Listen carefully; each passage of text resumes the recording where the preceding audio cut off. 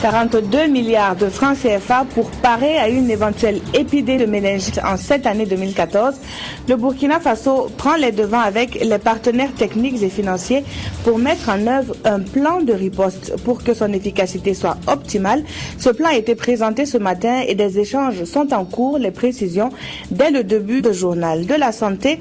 On en parle avec des engagements pris hier à Ouagadougou. Des personnalités se mobilisent pour accompagner les adolescentes pour une santé sexuelle et de la reproduction plus encadrée et dénuée de tout tabou. La contribution des médias pendant ce temps est sollicitée pour passer le bon message aux populations en matière de lutte contre les mutilations génitales féminines. Bonjour à tous et bienvenue à cette session d'information de la mi-journée. Un plan de riposte pour faire face à une éventuelle épidémie de méningite, le Burkina Faso prend les devants. Le ministre de la Santé, les gouverneurs des régions et les partenaires techniques et financiers se sont retrouvés ce matin à Ouagadougou pour mettre en place ce plan. 42 milliards de francs CFA seront mobilisés à cet effet. Lazare Pouya. Situé dans la ceinture méningétique, le Burkina Faso s'est doté d'un plan préparatoire et de riposte de gestion de l'épidémie de méningite. Aujourd'hui, l'urgence impose de rencontrer les acteurs clés de la lutte pour une bonne préparation. Et cette rencontre entre le ministre de la Santé, ses partenaires techniques et financiers, les gouverneurs et les autres acteurs de la gestion des épidémies participent de cette dynamique.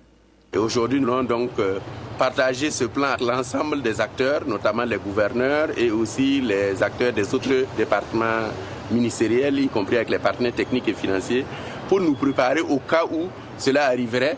Naturellement, en souhaitant que, comme pour les années 2011, 2012 et 2013, nous ne connaissions pas du tout d'épidémie. Tribune d'échange, d'information et de plaidoyer, la rencontre prévoit une présentation du plan de préparation et de riposte à une éventuelle épidémie de méningite en 2014. Même si le risque d'une survenue de l'épidémie de méningite persiste, le ministre de la Santé rassure. Il y a forcément des risques, sachant qu'au niveau de la méningite, il y a plusieurs souches et on ne peut pas ne pas se préparer à cela. Et se dire, bon, l'an passé, nous n'avons pas connu, donc nous ne connaîtrons pas cette année. Nous ne sommes pas en épidémie de méningite. On a les informations pratiquement semaine par semaine. Et jusqu'à cette semaine, nous n'avons même pas encore atteint nulle part où il y a une cote d'alerte, à fortiori un foyer épidémique. L'initiative prise par le ministère de la Santé d'organiser cette rencontre préparatoire sur la saison épidémique de méningite 2013-2014 avec les gouverneurs et les autres acteurs a été saluée par la représentante de l'Organisation mondiale de la santé au Burkina. Et l'implication des acteurs, notamment des gouverneurs, qui sont les premiers responsables de ce qui se passe aussi dans leur région, est extrêmement importante. Et nous avons carré le gouvernement et apporté tout l'appui que nous pourrons apporter pour que cette sensibilisation des gouverneurs et cet échange d'informations avec les gouverneurs, apporter des réponses aux questions que les gouverneurs et les autorités locales pourraient avoir, nous pourrons que être de leur côté. Pour une meilleure gestion d'éventuels foyers épidémiques de méningite, plusieurs stratégies seront mises en œuvre. Et plus de 42 milliards de francs CFA sont nécessaires pour la mise en œuvre de ce plan. Les adolescentes du Burkina ne sont plus seules face à leur santé sexuelle. À leur côté, des personnalités engagées pour la cause, à l'instar de Chantal Compaoré.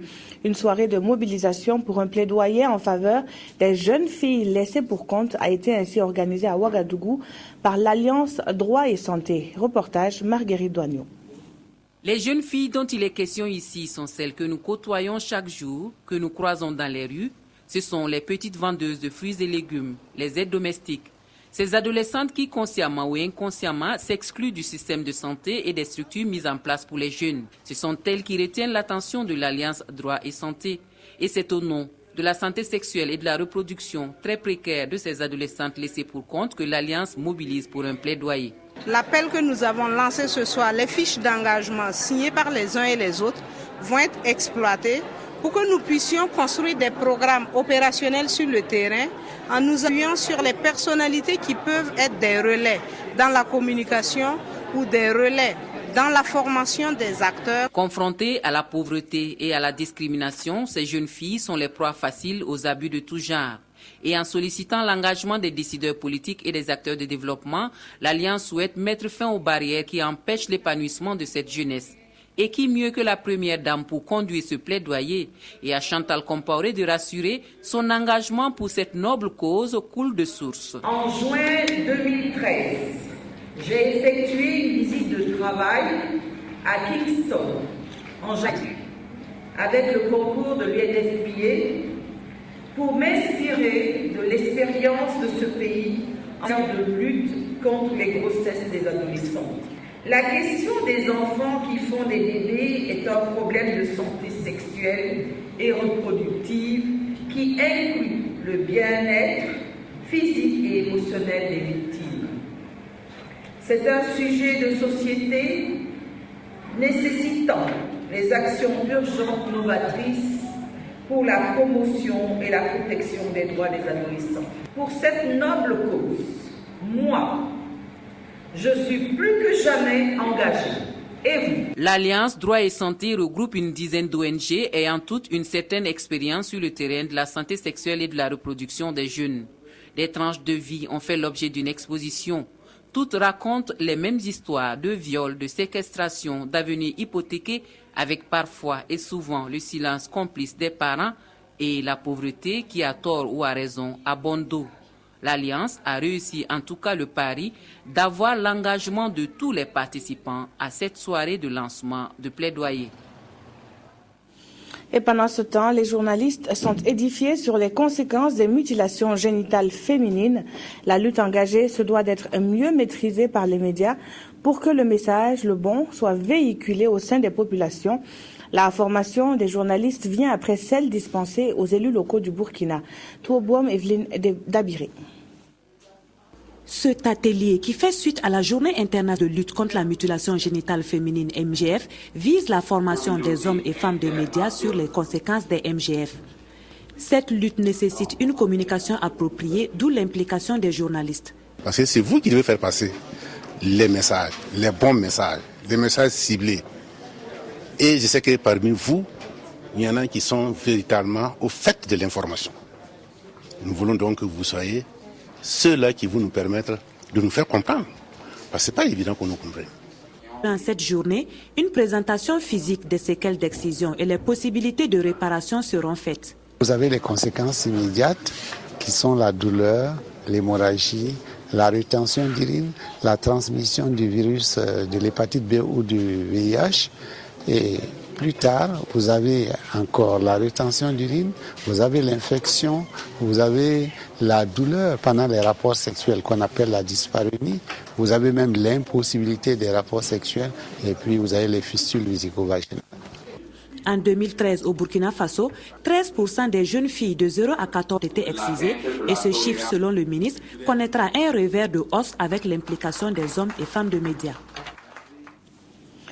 Voici à présent la matérialisation d'une recommandation formulée le 15 novembre dernier au terme de l'atelier sur le dialogue interreligieux. Le Conseil supérieur de la communication met en route le projet de création d'un observatoire de théologiens pour réguler les discours confessionnels dans les médias. Les acteurs ont été conviés par la présidente du CSC pour une rencontre que nous relate Zalissa Sanfo. Le Conseil supérieur de la communication veut créer un observatoire de théologiens pour la régulation du discours confessionnel sur les médias dans les lieux de culte et de prière. Pour ce faire, la présidente a invité les différents acteurs concernés pour leur expliquer les grands enjeux de cette initiative. La rencontre de ce jour devrait nous permettre de mieux cerner les contours du projet d'observatoire en vue de jeter les grandes lignes de sa composition, de ses compétences, de son mode de fonctionnement. C'est un projet jugé opportun par le ministère de l'Administration territoriale et de la Sécurité qui a marqué son accord pour accompagner Béatrice Damiba et son équipe. Le fait religieux prend de plus en plus de l'importance. Le fait religieux est spécifique. Le fait religieux, lorsqu'il n'est pas traité avec le plus grand soin, peut provoquer des désordres immenses. Au niveau du MATS, nous sommes prêts.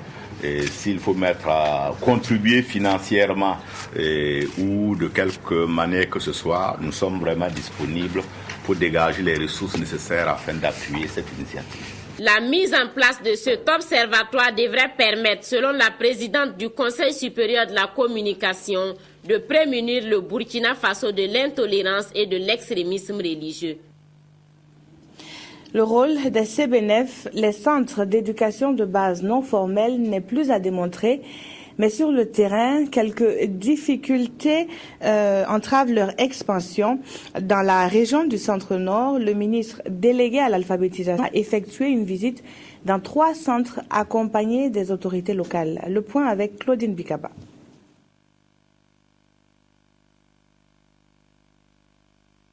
Le ministre délégué chargé de l'alphabétisation est allé toucher du doigt les réalités des centres d'éducation de base non formels CBNF dans la région du Centre-Nord. C'est Kosimoro qui a été la première étape de cette visite. Dans cette localité, 19 jeunes garçons et une fille sont formés en mécanique moto et soudure, 38 en couture, 14 filles en coiffure et 10 en mécanique construction. En marge de ceux-là, il y a 15 jeunes qui bénéficient d'une éducation de base qui leur permettra d'opter pour l'un ou l'autre des métiers. Deuxième étape Louda, où le même scénario a été répété, puis l'Elexé, une commune de Kaya où ce sont les adultes au nombre de 33 qui se sont alphabétisés à Morée. Nous avons pensé que déjà au mois de janvier, on pourrait donc venir dans la région donc pour visiter nos centres d'éducation de base et les centres également d'alphabétisation pour voir dans quelles conditions nos apprenants travail et de manière à pouvoir les encourager, recueillir également les problèmes qui existent, rechercher les solutions. Après la visite dans chacune des localités, le ministre a échangé avec les populations et le personnel éducatif en présence des autorités régionales et des partenaires techniques et financiers qui accompagnent ce vaste chantier de l'éducation. Cette visite a permis à monsieur le ministre de se rendre compte du travail fait sur le terrain avec les services techniques, les partenaires comme Plan Burkina, toute la communauté. Vraiment, ça nous galvanise et nous allons faire de sorte que toutes les communautés soient mobilisées pour que nous puissions atteindre les objectifs en fin de campagne. Nous sommes décidés avec l'accompagnement des partenaires, notamment l'Agence canadienne pour le développement international et la société AMGOL, qui a bien voulu nous accompagner pour la mise en œuvre de cette intervention et dans 2 régions où Plan intervient, notamment le centre-nord et puis le sud-ouest. C'est ainsi qu'il a profité de cette occasion pour conseiller les populations et les CBNF à apprendre à être autonomes en menant des activités parallèles qui sont l'élevage, l'agriculture et la marchiculture, seul gage de la réussite de la décentralisation. Il a aussi insisté sur la valorisation des langues à travers l'alphabétisation, la voie par laquelle s'ouvrent le savoir et le monde. La modernisation et l'adaptation des finances publiques aux réalités, le ton était déjà donné à l'ouverture le 3 février dernier lors du 15e colloque international sur le Trésor. Après 3 jours de travaux, les experts en finances issus de l'espace francophone sont arrivés à la conclusion que des changements sont nécessaires pour les modes de gestion pour s'adapter aux différentes réformes dans les pays. Plus de détails dans ce reportage de Maxime Zongo. Des réformes qui s'inscrivent dans la durée, mais aussi qui s'adaptent à chaque pays conformément à ses spécificités. Voilà résumé les conclusions issues du colloque de Ouagadougou. Les réformes sont importantes pour moderniser l'administration financière, pour moderniser l'État. Il faut forcément aller vers des réformes adaptées à chaque État, des réformes inscrites dans la durée et des réformes aussi à ce que ça apporte des réformes sur mesure. C'est les réformes comme on peut prendre que les réformes sont de progresser pour que les affaires stabilisées que terminer. Puis une déchet de cours sur les critères à 15 millions et pour essentiel à les matériaux publiques. La conduite change dans la mise en œuvre de l'émission et le même retenu. 3 jours durant les plans de faux fonds ainsi sur les illusions de nos cours durant la poradique en mis à Alors, la communauté internationale de Burkina Faso comme internationale des zones humides a une conférence retenue cette année. L'instant est une visite de les ports à Maroko. Le partenariat défini par tourisme plus grand, si une alcool potable ou pour la Natisawado. Deux flux de cause est à la condition sur une des de Ramsar. Le Burkina Faso a célébré la journée le 4 février.